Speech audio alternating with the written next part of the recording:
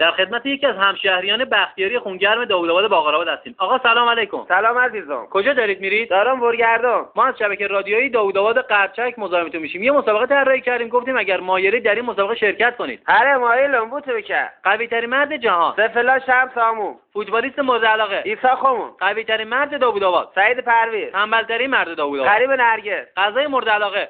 گوشت عبدی خیار و نون.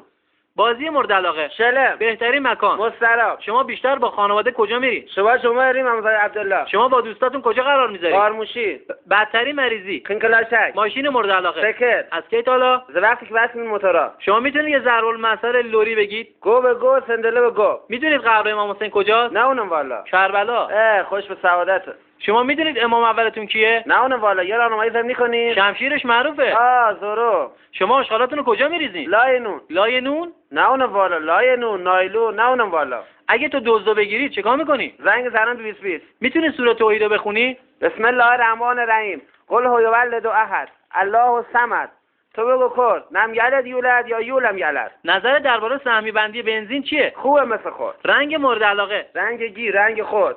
یونسکو مخفف چیه؟ یوم الله 13 آبان. راست میگن لورای داوودآباد به خر میگن داداش؟ آره داداش. 5 تا حیوان درنده رو نام ببر. 2 تا شیر، 3 تا پلنگ. 17 شهریور چه روزیه؟ گمون کنم 15 خرداد بود. چند تا تن نام ببر. تن شیرانه، تن سیکارو، تن جنوب، تن پیر، تن خدا، دست سرم ورداد. آقا متشکریم. نوش جان.